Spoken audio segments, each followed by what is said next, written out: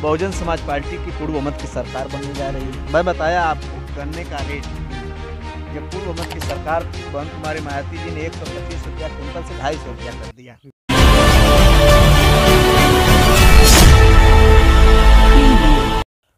दोस्तों, राजनीति का दौर हमेशा चलता रहता है, लेकिन अगर उत्तर प्रदेश की राजनीति के बारे में बात करें तो उत्तर प्रदेश का विधानसभा हमेशा से भारी रहा है और यहाँ पे सपा, बसपा और भाजपा यही तीनों लोग शासन कर पाए हैं। क्योंकि ये उत्तर प्रदेश की राजनीति सबको लोग नहीं कर पाते हैं, लेकिन फिर भी उत्तर प्रदेश में किस प्रकार का काम हो पाता है, किस प्रकार का काम नहीं हो पाता है, हमारे साथ मौजूद हैं।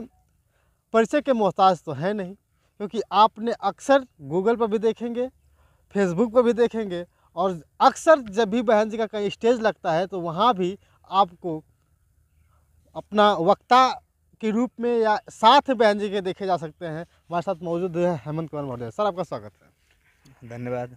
सर, हम आपसे चलते चलते बात करेंगे कि आज की स्थिति जिस तरह से देखा जा रहा है कि हमारे उत्तर प्रदेश में लोगों के अंदर ये रहा है कि विकास की बातें, कि विकास उत्तर प्रदेश के जो भाजपा कहती है कि हमने बहुत विकास किया है। इतना तक पेपर में भी देखा होगा आपने कि नहीं 6 लाख नौकरियां भी दे दी गई है। 69 लाख में 6 लाख नौकरियां, जिसमें कि कुछ लोगों को रोज़गार में पकौड़ा तलने की बात कही गई थी। तो आपसे हम जानना चाहते हैं कि क्या सच में भाजपा ने ऐसा काम कर दिखाया है, क्योंकि आप तो भाई ज़मीनी नेता हैं। देखिए, सबसे पहले चाय पर शुरू होने वाली सरकार मोदी जी की चाय पर शुरू हुई और 15 लाख पर आ गई और 15 लाख के बाद फिर उन्होंने 15 लाख के बाद 5 किलो राशन पर आ गई। ये उनकी उपलब्धियां हैं। रोजगार के नाम पर भारतीय जनता पार्टी के राष्ट्रीय अध्यक्ष जी कहते हैं पकौड़ा तलो। ये तो मेरा जुमला था और भारत की जनता को भी जाना चाहिए कि भारतीय जनता पार्टी जुमलेबाज पार्टी है। अच्छा, एक चीज़ और बता दें आपको, अभी सामने सुना, आप भी पढ़े लिखे हैं, हम भी पढ़े लिखे हैं और हर जो भी साथ में हम लोग हैं तो पढ़े लिखे लोग हैं। अगर बात किया जाए तो क्या सच में BA 12 के बाद इंटर आता है कि हाई स्कूल के बाद इंटर आता है? हम आपसे जानना चाहते हैं। देखिए, ये तो आप जानते हैं, आप भी जानते हैं, हम भी जानते हैं। इंटर को 12 कहा जाता है और फिर उसके बाद उसको भी 12 ही कहा जाता है। उन्होंने ये कहा कि आपको हम इंटर के बाद 12वीं के बाद आप इंटर कर लेंगे तो आपको हम लैपटॉप देंगे। तो ये तो सरासर गलत है। और इस पर जैसे आप जानते हैं, उनको जब इतना ही जानकारी, हमारे गृह मंत्री हैं, उनको जानकारी होना चाहिए आपको जो टैबलेट देंगे और उसकी बात की है, तो ऐसा नहीं बोलना चाहिए और उनको कम से कम ध्यान में रखना चाहिए हम क्या बोल रहे हैं। ये तो फंसा दिया। अच्छा, ये आपसे जानना चाहते हैं जैसे कि अरे इससे क्या स्पष्ट होता है कि वो पढ़े लिखे लोग नहीं हैं? क्योंकि अगर देखे होंगे अमित शाह जो हमारे देश के गृह मंत्री हैं, वो लगातार कुछ ऐसे अटपटे बातें बोलते हैं कि 74 को क्या बोल देते हैं, 54 को क्या बोलते हैं, 43 को क्या बोल देते हैं, इनको ये नहीं पता है। अभी हाल ही में एक वीडियो आया था, आपने देखा होगा, उन्होंने कहा कि मोदी जी के साथ सन 2080 से हैं, आपने सुना होगा। तो इससे क्या स्पष्ट होता है कि क्या वो लोग पढ़े लिखे नहीं हैं? जो 15 लाख रुपए की उन्होंने बात किया और फिर उन्होंने कहा कि नाले के गैस से आप पकौड़ा तलिए, तो हम ये कहते हैं कि आप हिंदुत्व की बात करते हैं। हाँ, हिंदुत्व की आप बात करते हैं और आपने कहा 15-15 लाख रुपया देंगे और आप पूरे देश की, भारत की जनता से मोदी जी ने ऐलान किया, उन्होंने कहा जुमला है। तो आप जानते हैं कि वो लोग कहते क्या हैं, करते कुछ नहीं है। और हिंदुस्तान के अंदर पहली बार कोई प्रधानमंत्री और मुख्यमंत्री का पहली बार जो वो राशन वितरण का उस पर आया है, ये काम बहुत ही बढ़िया नहीं है। कोई भी देश का प्रधानमंत्री देश की जनता को देता है तो प्रचार नहीं करता है कि हम दे रहे हैं, और हम सभी लोगों के टैक्स का पैसा से उसके पैसे में। आप महंगाई पर बात देख लीजिए, उन्होंने कहा था कि हम हवाई चप्पल वाले को जहाज में चलाएंगे, तो जहाज के बदला हवाई चप्पल का जहाज बेच दिया। अभी भी बोल रहा है कि कुशीनगर में हवाई अड्डा बनवाएंगे, जबकि इंसान को जरूरत क्या है? इंसान को जरूरत आज के भारत में जो गरीबी है, जो सरसों का तेल है, आप देखिए, पेट्रोल डीजल तो छोड़ दीजिए। हाँ। हमारा मानना है कि बीच का रास्ता उन्होंने निकाल दिया, सरसों का तेल। सभी लोग सब्जी खाते हैं, सभी लोग दाल खाते हैं, उन्होंने बीच का रास्ता निकाला, सब्जी और दाल और तेल का रेट इतना हाई कर दिया कि महंगाई भारत के अंदर चरमरा गई है। हाँ। गरीब परेशान है जी।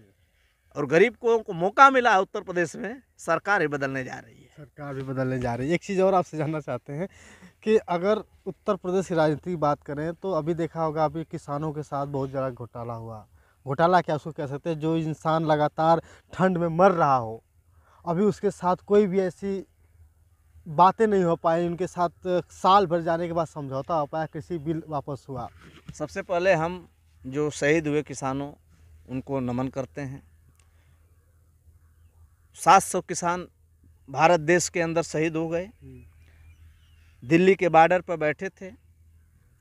जो काम पाकिस्तान के बॉर्डर पर कील ठोकना चाहिए, हाँ। उन्होंने किसानों के लिए किसानों के लिए ठोका। और रह गई किसानों की तैसी, बहुजन समाज पार्टी की नेता आदरणीय बहन कुमारी मायावती जी, जब गन्ने का रेट 125 रुपया कुंटल हुआ करता था, लेकिन जब पूर्व बहुमत की सरकार हमारी बनी तो बहन कुमारी मायावती ने 125 रुपया से बढ़ा के 250 रुपया कुंटल कर दिया। तो किसानों का असली हितैषी बहन कुमारी मायावती जी हैं। एक चीज़ और है, अभी एक टेनी का नाम सुना होगा आप लोगों ने। तो हम ये जानना चाहते हैं कि जो भाजपा में राजनीति होती है और बसपा में राजनीति होती है, इन दोनों के दौर पे देखा जाए तो बहुत सारे बाबा बुलडोजर का आपने नाम सुना होगा। बाबा बुलडोजर कौन कहा है? सपा के मुखिया ने कह दिया है कि बाबा बुलडोजर, हम तो नहीं कह सकते, योगी जी की बात कर रहे हैं कि लगातार जितने भी जो माफिया लोग हैं उनके ऊपर बुलडोजर गिराते रह गए, और अपने ही पार्टी में टेनी अभी तक उनके ऊपर कोई ऐसी कार्रवाई नहीं हो पाई। नहीं, देखिए आपको बताते हैं, जो किसानों को रौद दिया गया, लखीमपुर खीरी घटना है, उसमें एक पत्रकार भी शहीद हो गया। और उसके बाद गृह राज्य मंत्री का बेटा छूट भी गए। तो न्यायालय पर हम सवाल तो नहीं उठा सकते, लेकिन एक चीज़ है कि भारतीय संविधान और न्यायपालिका कार्यपालिका पर भरोसा भी करना चाहिए। और ये किसानों के साथ सरासर अन्याय हुआ है। और जैसे जो किसान है, किसान अपनी मांग लेके जाता है, और जब नेता को जरूरत होती है तो जाके पांव पकड़ता है, गोड़ पर गिरता है और उसी किसान को फिर कुचल देता है। और कहीं ना कहीं मजबूरी में प्रधानमंत्री जी किसानों के तीनों बिल वापस लिए। जब उनको लगा कि उत्तर प्रदेश में हम चुनाव हार जाएंगे, 1 साल तक लगातार बैठे रहे। जब चुनाव की बेला आई तब अब रह गई राशन की बात। उन्होंने स्पष्ट कहा मार्च तक देंगे, फिर उसके बाद नहीं देंगे। ऐसा नहीं होना चाहिए। और आप लोग देखेंगे कि इस बार पूर्ण बहुमत की सरकार बीएसपी की बनने जा रही है। पूर्ण बहुमत की सरकार बीएसपी की बनने जा रही है। और जब पूर्ण बहुमत के साथ जब पूर्ण बहुमत की सरकार जब बनती है तो हमारे एक बहुत ही दिग्गज नेता स्वयं प्रसाद मौर्य जी सरकार में मंत्री बनाए जाते हैं, और उनको कहा जाता है कि दूसरे नंबर के मुख्यमंत्री भी कहे जाते थे वो। आज वो अपनी पार्टी के साथ जब हमारे बीएसपी के साथ थे, उसके बाद फिर भाजपा में चले आए और अब सपा का दामन थामा है, उनका क्या होगा? निश्चित तौर पर जो समाज के लोगों के लिए लड़ने भिड़ने की बात करना चाहिए, लड़ाना चाहिए। हमारे ऐसे तमाम नौजवान बहुजन समाज पार्टी में थे, लेकिन उनको पुत्रमोह के कारण, अपने पुत्रमोह के कारण बहुजन समाज पार्टी उन्होंने छोड़ दिया। बहुजन समाज पार्टी में तमाम लोगों को मंत्री बनाया, यहाँ तक कि उनके बेटे और बेटियों को भी लड़ने के लिए मौका दिया गया। लेकिन बार बार वही नहीं लड़ेंगे, दूसरे को भी मौका चाहिए, मौका मिलना चाहिए। तो अब ऐसे लोग समाज की भला नहीं कर सकते, वो अपना भला कर सकते। एक चीज़ और देखा जाता है कि स्वयं प्रसाद मौर्य जी जहाँ जाते हैं उनके साथ साथ 7-8 विधायक भी चले जाते हैं। देखिए अब कुछ लोग ऐसे हो गए हैं जो दल बदल करके अपने को राजनीति में बस जिंदा रखना चाहते हैं। उनको समाज से भलाई, समाज की नहीं है, कोई भी जाता है तो ये है कि वो अपनी भलाई करना चाहते हैं, दूसरे की भलाई नहीं, समाज की भलाई नहीं। जहाँ जो मंत्री थे, पिछड़ों के 69,000 शिक्षक घोटाले में मामला हुआ, आपने सदन में मामला नहीं सुना। आपने सदन में मामला नहीं सुना होगा कि उस पर माननीय स्वयं से मौर्य जी बोलते नजर आए। जो बोला उसको आप जानते हैं। शिक्षक बैठे रहे इको गार्डन पार्क में, उनके साथ नाइंसाफी हुई, शिक्षा मित्रों के साथ लाठी चली।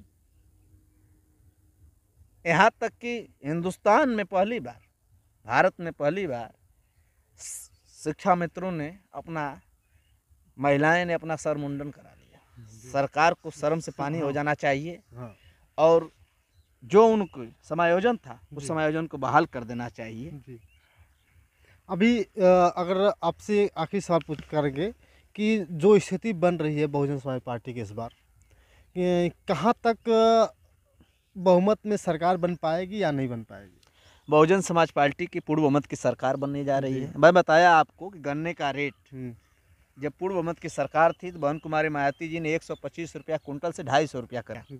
तो मेरे साथ किसान भी है, नौजवान भी है, बेरोजगार भी है, इसके साथ साथ सर्व समाज के लोग भी हैं।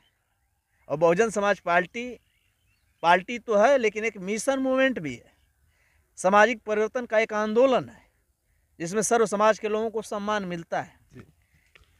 एक बात और है कि जो बहुजन समाज का जो भाजपा है, भाजपा हमेशा कहती है कि हमें सरकार बनाओ, हम जो है कि ये कर दिखाएंगे। खास करके अगर बात किया जाए तो सबका साथ सबका विकास की बात करती है। और बहन जी किसकी बात करती हैं? बहन जी सर्व समाज की बात करती हैं। सर्व समाज में जितने गरीब हैं, पिछड़े हैं, शोषित हैं, वंचित हैं, मजलूम हैं, उनकी बात बहन कुमारी मायावती जी करते हैं। बहन कुमारी मायावती जी की सरकार में आपने देखा होगा एक भी दंगे नहीं हुए, एक भी दंगे हुए नहीं। और दूसरी सरकार में देखेंगे, पूर्व की सरकार में, वर्तमान की सरकार में दंगे हुए, उसमें गरीबों के साथ नाइंसाफियाँ हुई। ये स्थिति रही है। जबकि बहुजन समाज पार्टी हमेशा चुनाव लड़ती है और पिछली बार जो चुनाव हुआ उसमें पिछली बार बहन जी की बहुत कम सीट आ पाई थी। इस बार क्या स्थिति बन पाएगी? बहुजन समाज पार्टी की पश्चिम से जो लहर चली है बहुत ही तगड़ी लहर है और हम लोगों को अपने नेता पर, आदरणीय बहन मायावती जी पर विश्वास है और हम सभी कार्यकर्ता बहुजन समाज पार्टी की सरकार बनाने के लिए हम कटिबद्ध हैं। माफिया या तो प्रदेश छोड़ के भाग जाता है या तो फिर उनका जगह जेल के सलाखों में होती है और पूरे उत्तर प्रदेश में अमन, चैन और खुशहाली के साथ सर्व समाज के लोग जीते हैं। दोस्तों बहुत बहुत धन्यवाद। हमारे साथ मौजूद थे कोऑर्डिनेटर आजमगढ़ मंडल यानी सेक्टर प्रभारी हेमंत कुमार मौर्य जी। सर आपका बहुत बहुत धन्यवाद। दोस्तों बहुत बहुत धन्यवाद। आप देख रहे थे सत्या एक्सप्रेस, मैं सत्यानंद स्वामी, शुक्रिया।